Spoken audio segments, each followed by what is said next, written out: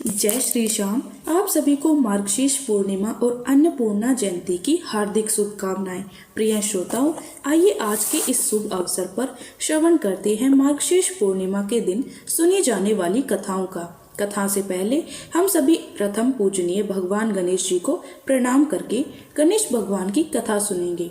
एक बार एक अंधी बूढ़ी माई थी जिनका एक बेटा और बहू भी थी। वह बहुत गरीब थी। वह अंधी बूढ़ी माई हर दिन नियम से गणेश भगवान की पूजा किया करती थी।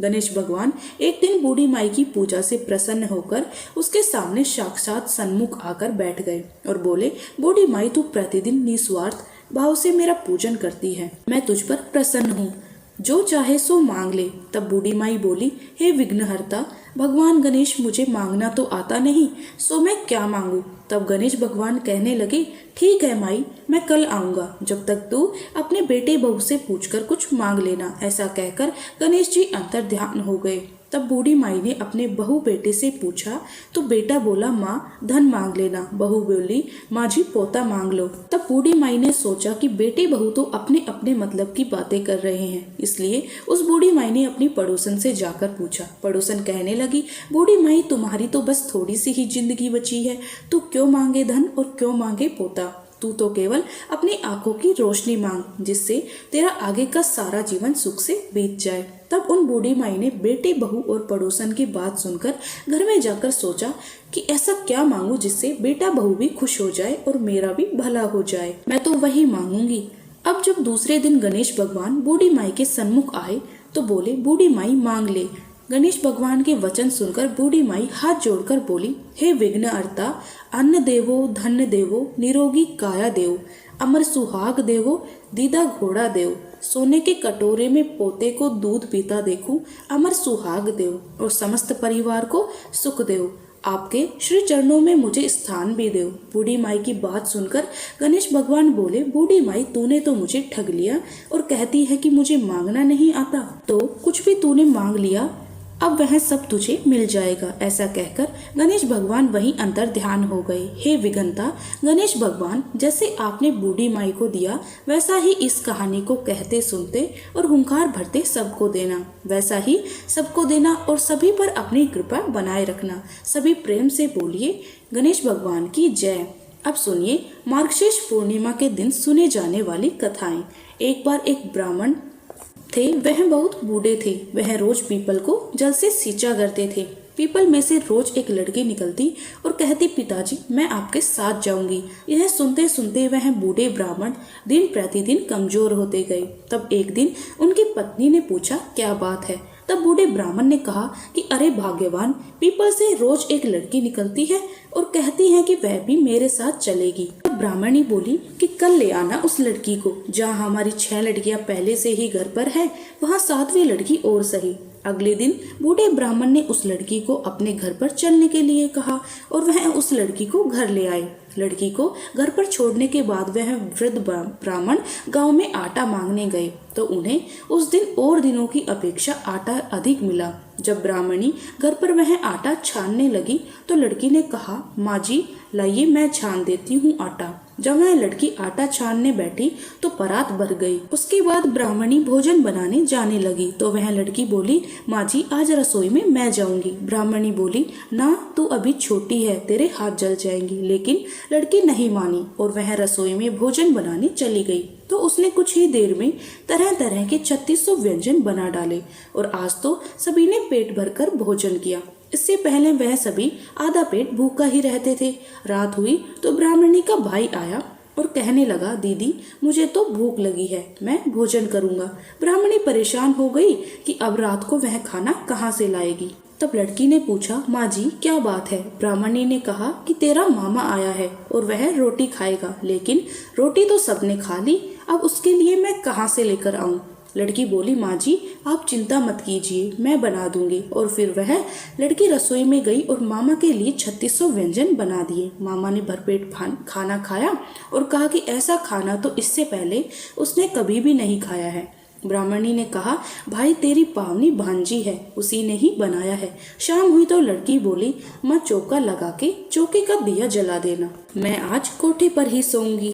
ब्राह्मणी बोली, ना बेटी तू डर जाएगी। लेकिन वह लड़की बोली, ना माँ जी, मैं बिल्कुल भी नहीं डरूंगी, मैं तो अंदर कोठे में ही सोऊंगी। और वह जाकर अंदर कोठे में सो गई। आधी रात को वह लड़की उठी और चारों ओर आग घुमाकर देखा तो चारों ओर धन ही धन हो गया। इसके बाद वह लड़की बाहर जाने लगी तो वह वृद्ध ब्राह्मण आंगन में सो रहे थे। उन्होंने देखा और पूछा, अरे बेटी तू कहाँ चली?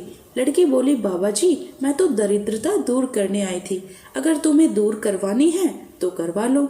फिर उस लड़की ने आंगन में भी चारों ओर आग घुमाकर देखा तो चारों ओर धन के भंडार भर गए। सुबह सवेरे जब सब उठे तो लड़की को ना पाकर सब उसे ढूंढने लगे कि पावनी बेटी कहाँ चली गई।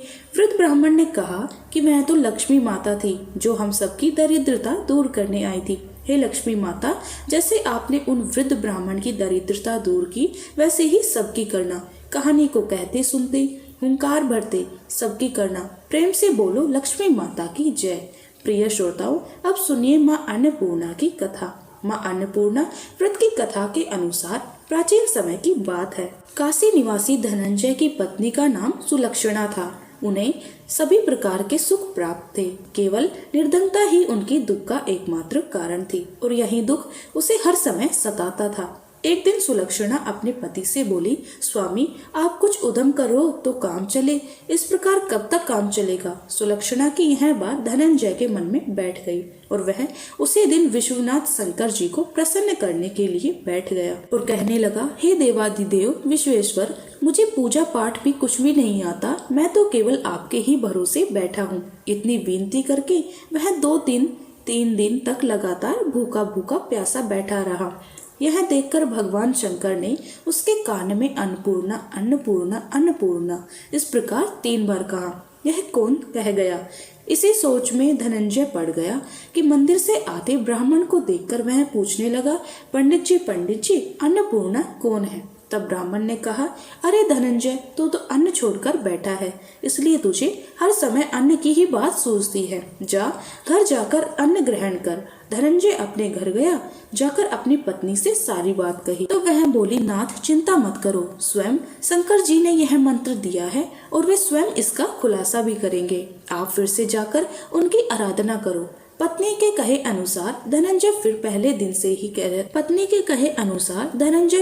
दिन की तरह ही जाकर पूजा में बैठ गया। रात्रि में भगवान शंकर जी ने आज्ञा दी, कहा तो पूर्व दिशा में चला जा। अब धनंजय अन्नपूर्णा का नाम जपता जाता और रास्ते में फल खाता, झरनों का पानी पीता जाता। इस प्रकार कितने ही दिनों तक लगातार वह चलता रहा। वहाँ उसे चांदी के चमकते वन की शोभा देखने मिली, सुंदर सरोवर देखने मिला। उसके किनारे कितनी ही अप्सराएं झुंड बनाए बैठी थी। एक अप्सरा कथा कहती थी और सब अन्नपूर्णा माता की इस प्रकार बार बार कहती। यह अज्ञान मास की उजियारी रात्रि थी और आज से ही व्रत का आरंभ था। जिस शब्द की खोज करने वह निकला था वहाँ उसे वही शब्द सुनने को मिला। धनंजय ने तब उसके पास जाकर धीरे से पूछा, हे देवियों, आप यह सब क्या कर रही हो? तब उन सब ने कहा, हम सब माँ अन्नपूर्णा का व्रत कर रही हैं। व्रत करने से क्या होता है और क्या यह व्रत किसी ने किया है?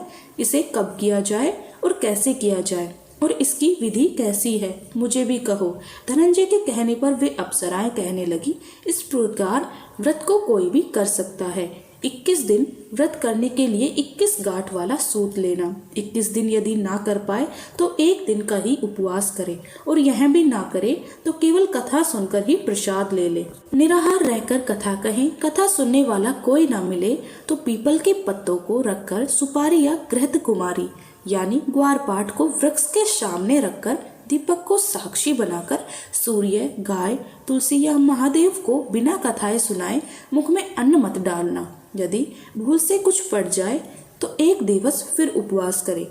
व्रत के दिन क्रोध न करे और झूठ न बोले। अप्सराएं के द्वारा विधि बताने पर धनंजय बोला, फिर बताइए इस व्रत के करने से क्या होगा? तब वे कहने लगी, इसके करने से अंधे को नेत्र मिल जाता है, लूलों को हाथ मिल जाता है, निर्धन के घर धन के भंडार भर जाते हैं, बांझन को संतान मिलती है, मूर्ख को विद्या मिलती है और जो जिस कामना से व्रत को करता है माँ उसकी वह हर कामना पूर्ण करती है। धनंजय कहने लगा, बहनों, मेरे घर में भी धन नहीं है, विद्या नहीं है, कुछ भी तो नहीं है मेरे पास। मैं तो दुखिया ब्राह्मण हूँ, मुझे इस व्रत का सूत दोगी क्या? हाँ भाई, तेरा कल्याण हो, हम तुझे सूत देंगी, ले इस व्रत का मंगल सूत ले ले।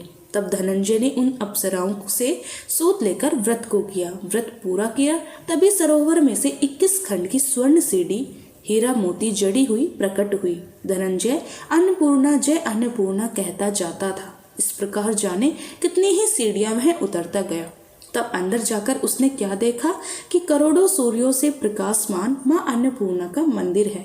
उसके सामने स्वर्ण सिंहासन पर माँ अन्नपूर्णा विराजमान है। सामने भिक्षा हेतु शंकर भगवान खड़े हैं।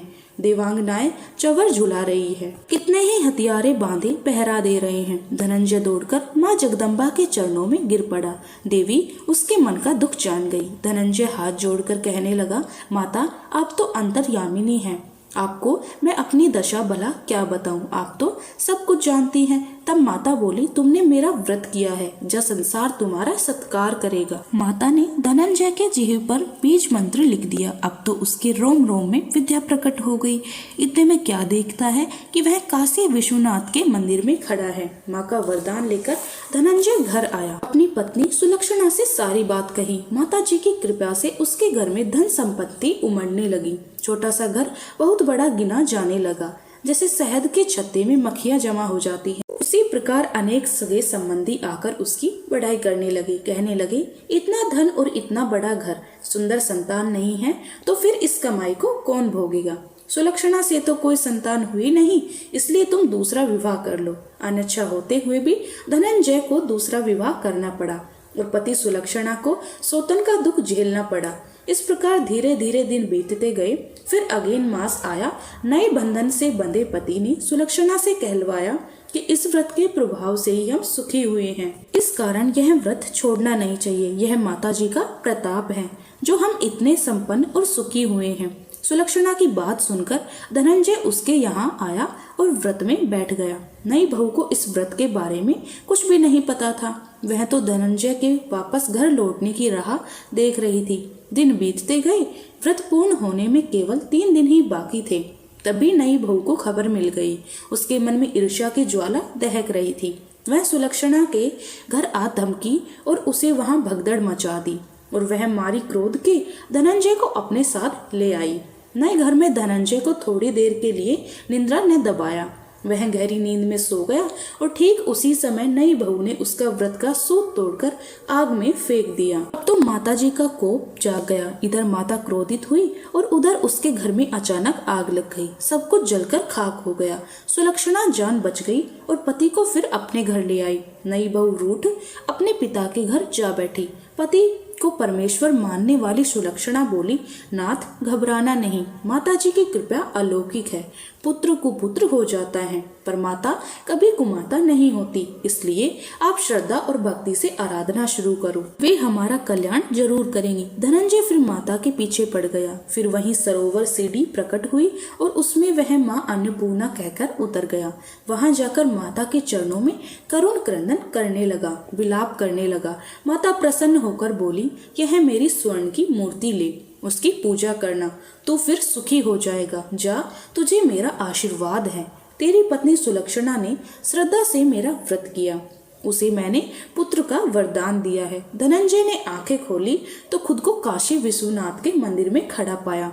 वहां से फिर उसी प्रकार वह घर को आया। इधर सुलक्षणा गर्भवती हुई और 9वें महीने पूरे होते ही उसके यहाँ पुत्र का जन्म हुआ। गांव में आश्चर्य की लहर दौड़ पड़ी। अब तो गांव में जिसकी कोई भी कामना होती है वही मन्नत मांगने लगता है और इस तरह सभी लोगों की मनोकामनाएं पूर्ण होने लगी।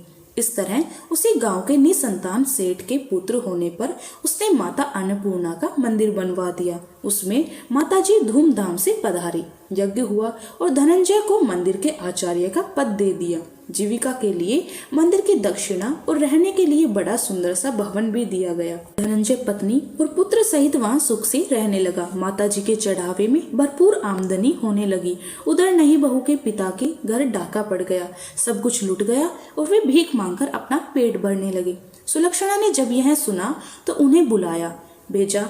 उनके आने पर सुलक्षणा ने जब यह सुना तो उन्हें बुलावा भेजा और उनके आने पर उन्हें अलग घर में रख लिया और उन्हें अन्न वस्त्र का प्रबंध भी कर दिया। धनंजय, सुलक्षणा और उसका पुत्र माता जी की कृपा से आनंद से रहने लगे। माता जी ने जैसे उनके भंडार भरे वैसे भंडार सबके भरे। सभी प्रेम से बोलिए अन्नपूर्णा माता की जय। अब सुनिए 32 पूर्णमासी व्रत की कथा। द्वापर युग में एक समय की बात है।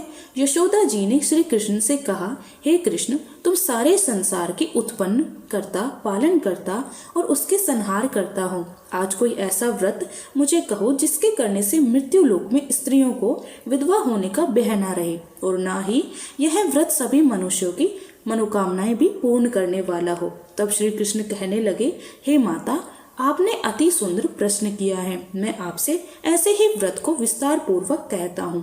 सौभाग्य की प्राप्ति के लिए स्त्रियों को 32 पूर्णमासियों का व्रत करना चाहिए। इस व्रत के करने से स्त्रियों को सौभाग्य संपत्ति मिलती है। यह व्रत अचल सौभाग्य देने वाला और भगवान शिव के प्रति मनुष्य मात्र की भक्ति को बढ़ाने वाला है। तब यशोदा जी कहने लगी, हे कृष्ण, सबसे पहले इस व्रत को मृत्यु लोक में किसने किया था? इसके विषय में भी मुझे विस्तार पूर्वक बताओ। तब श्री कृष्ण कहने लगे कि माते, इस भूमंडल पर एक अत्यंत प्रसिद्ध राजा चंद्रहास से पालित अनेक प्रकार के रत्नों से परिपूर्ण कार्तिका नाम की एक नगरी थी। वहां पर धनेश्वर नाम का एक ब्राह्मण रहता था और उसकी पत्नी अति सुशीला रूपवती थी। दोनों ही उस नगरी में बड़े प्रेम से रहते थे। घर में धन धान्य आदि की कोई कमी नहीं थी, लेकिन उन्हें एक बहुत बड़ा दुख था कि उनकी कोई संतान नहीं थी। इस दुख से वह अत्यंत दुखी रहा करते थे। एक समय एक बड़ा तपस्वी योगी उस नगरी में आया। वह योगी उस ब्राह्मण के घर को छोड़कर अन्य सभी घरों में भिक्षा लाकर भोजन किया करता था। एक दिन वह योगी रूपवती से भिक्षा ना लेकर किसी दूसरे घर में भिक्षा लेकर गंगा किनारे जाकर भिक्षा में मिले अन्न को प्रेम पूर्वक खा रहा था कि धनेश्वर ने योगी का यह सब कार्य किसी प्रकार देख लिया। अपनी भिक्षा के अनादर से दुखी होकर धनेश्वर योगी से बोला, महात्मन, आप सभी घरों में भिक्षा लेते हैं किंतु मेरे घर की भिक्षा कभी नहीं लेते, इसका क्या कारण है? तब योगी ने कहा कि निस्संतान के घर की भीख पतितों के अन्न के समान होती है और जो पतितों का अन्न खाता है वह कभी पतित हो जाता है। क्योंकि तुम निस्संतान हो, इसलिए पतित हो जाने के भय से मैं तुम्हारे घर की भिक्षा नहीं लेता। धनेश्वर यह बात सुनकर अपने मन में बहुत दुखी हुआ और हाथ जोड़कर योगी के पैरों में गिर पड़ा और विनीत स्वर से कहने लगा, हे महात्मन, अगर ऐसा ही है तो आप ही मुझे पुत्र प्राप्ति का कोई उपाय बताइए। आप तो सब कुछ जानने वाले हैं, मुझ पर यह अवश्य ही कृपा कीजिए। धन की मेरे घर में कोई कमी नहीं होती, किंतु कोई पुत्र न होने के कारण मैं अत्यंत दुखी हूँ। आप मेरे इस दुख को दूर करें। यह सुनकर योगी कहने लगे, हे ब्राह्मण, तुम देवी चंडी की आराधना करो। फिर घर आकर उसने अपनी पत्नी से सारा वृतांत कहा और खुद तपस्या करने के लिए वन में चला गया। वन में जाकर उसने देवी चंडी की उपासना की और उपवास किया। चंडी देवी ने 16वें दिन उसको स्वप्न में दर्शन दिए और कहा, हे धनेश्वर, जा तेरे पुत्र होगा, परंतु वह 16 वर्ष की आयु में ही मृत्यु को प्राप्त हो जाएगा।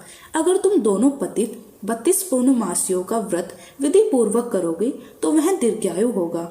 जितनी तुम्हारी सामर्थ्य हो आटे के उतने दिए बनाकर शिव जी का पूजन करना, किंतु पूर्णमासी को 32 की संख्या पूरी हो जानी चाहिए। प्रातःकाल होने पर इस स्थान के पास ही तुम्हें आम का एक वृक्ष दिखाई देगा। उस पर चढ़कर तुम एक फल तोड़कर जल्दी से अपने घर ले जाना और अपनी पत्नी से सारा वृतांत कहना। ऋतु स्नान के बाद वह स्वच्छ होकर श्री शंकर जी का ध्यान करके उस फल को खा लेगी। तब शंकर भगवान की कृपा से उसको गर्भ ठहर जाएगा। जब वह ब्राह्मण प्रातःकाल उठा तो उसने उस स्थान के पास ही आम का एक वृक्ष देखा जिस पर अत्यंत सुंदर आम का एक फल लगा हुआ था। ब्राह्मण ने उस आम के वृक्ष पर चढ़कर फल को तोड़ने का प्रयास किया, किंतु वृक्ष पर कई बार प्रयास करने पर भी वह नहीं चढ़ पाया। अब तो ब्राह्मण को बड़ी चिंता हुई। तब वह विघ्न विनाशक श्री गणेश जी की वंदना करने लगा। हे ध्यानिदे, अपने भक्तों के विघ्नों का नाश करने, उनके मंगल कार्य को करने वाले, दुष्टों का नाश करने वाले, रिद्धि सिद्धि के देने वाले, आप मुझ पर कृपा करें। प्रभु, मुझे इतना बल दे कि मैं मनोरथ को पूर्ण कर सकूं। इस प्रकार सच्चे मन से गणेश भगवान की प्रार्थना करने पर वह भगवान की कृपा से वृक्ष पर चढ़ गया।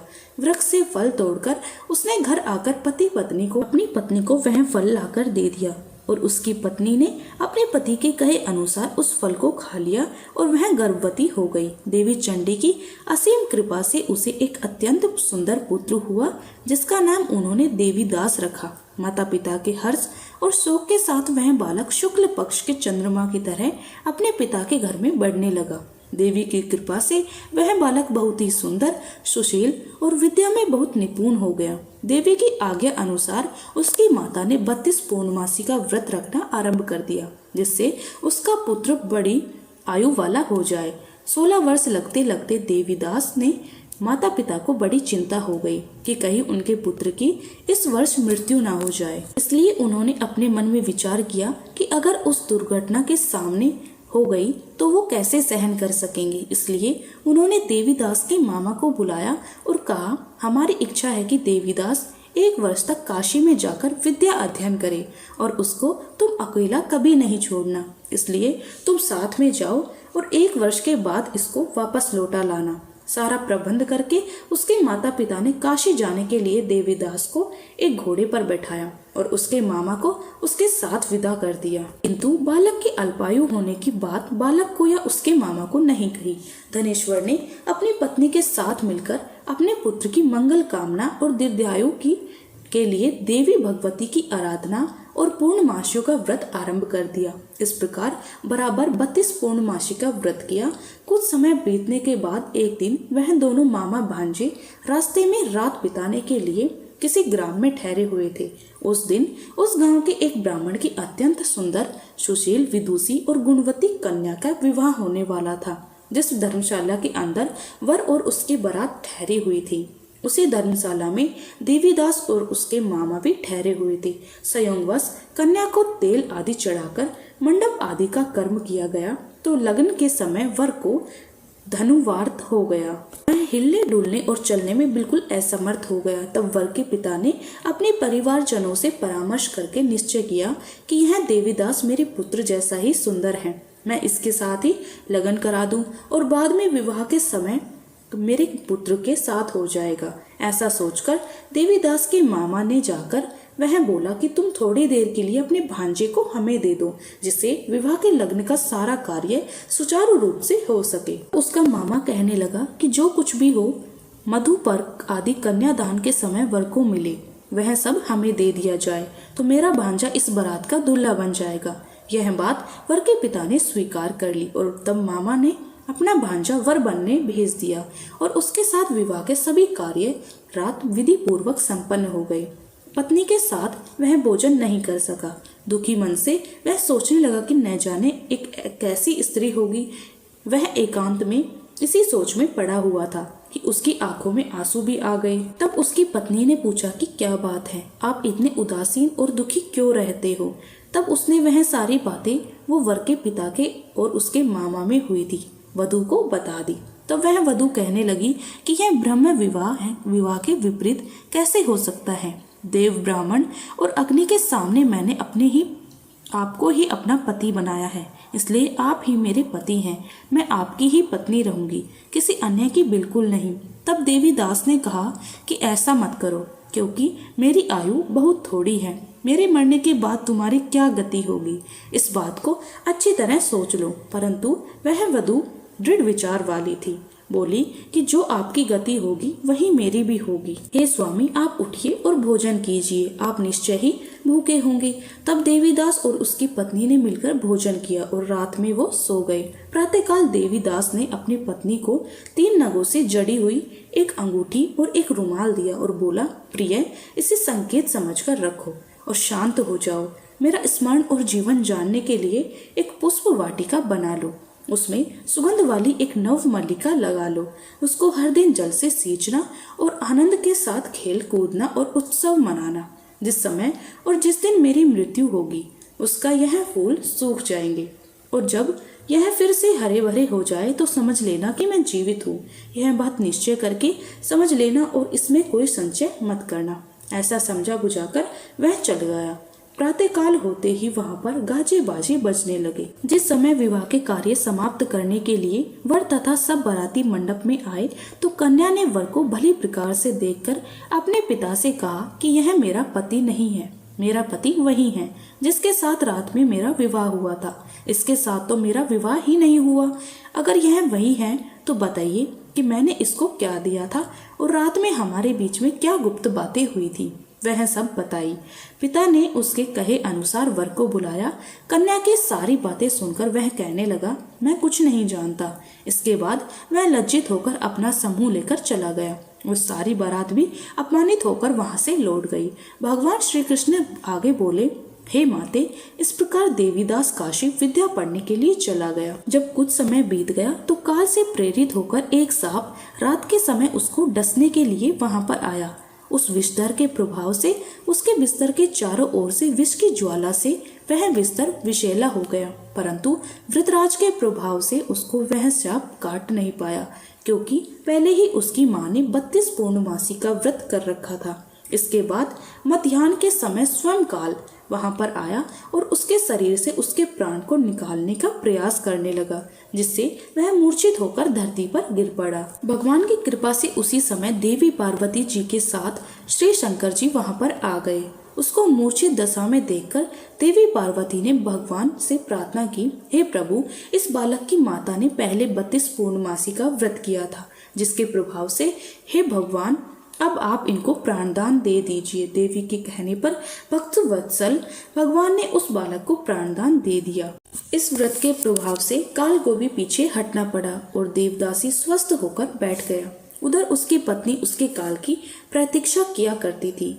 एक दिन उसने देखा कि उस पुष्प वाटिका में पत्र पुष्प कुछ भी नहीं रहे, सब कुछ सूखकर नष्ट हो गई। तो उसे बड़ा आश्चर्य हुआ, किंतु कुछ ही क्षण में वह सब वाटिका पहले की तरह हरी भरी हो गई। तब वह समझ गई कि उसके पति पुनर्जीवित हो गए हैं। यह देखकर वह बहुत प्रसन्न होकर अपने पिताजी से कहने लगी, पिताजी, मेरे पति जीवित हैं, आप उनको ढूंढिए। जब 16वां वर्ष बीत गया तो देववासी भी अपने मामा के साथ काशी से वापस अपने घर के लिए चल पड़ा। इधर उसके ससुर उसको ढूंढने के लिए घर से जाने ही वाले थे कि वह दोनों मामा भांजा वहीं पर आ गए। उसको आया देखकर उसका ससुर बड़ी प्रसन्नता के साथ उसे अपने घर के अंदर ले गया। उस समय नगर के निवासी भी वहां इकट्ठा हो गए और फिर सबने निश्चय किया कि अवश्य ही इस बालक के साथ इसी कन्या का विवाह हुआ था। उस बालक को जब कन्या ने देखा तो पहचान लिया और कहा कि यह तो वही है जो संकेत करके गए थे। फिर सब कहने लगे कि भला हुआ जो यह आ गया, और तब सब नगर वासियों ने खूब आनंद मनाया। कुछ ही दिन के बाद देवदासी अपनी पत्नी और अपने मामा के साथ अपने ससुर के घर से बहुत सारा उपहार लेकर अपने घर की ओर चल पड़ा। जब वह अपने नगर के निकट गया तो कई लोगों ने उसे देखकर उसके माता पिता को ही पहले की तरह जाकर सूचना दे दी कि तुम्हारा पुत्र देवीदास अपनी पत्नी और मामा के साथ आ रहा है। ऐसा सुनकर पहले तो उन्हें विश्वास ही नहीं हुआ, किंतु जब और लोगों ने भी आकर उनकी बात का समर्थन किया तब उन्हें बड़ा आश्चर्य हुआ। इतने में ही देवीदास भी अपने घर पहुंच गया और देवीदास ने अपने माता पिता के चरणों में सिर रखकर प्रणाम किया और उसकी पत्नी ने भी अपने सास ससुर के चरणों को स्पर्श किया।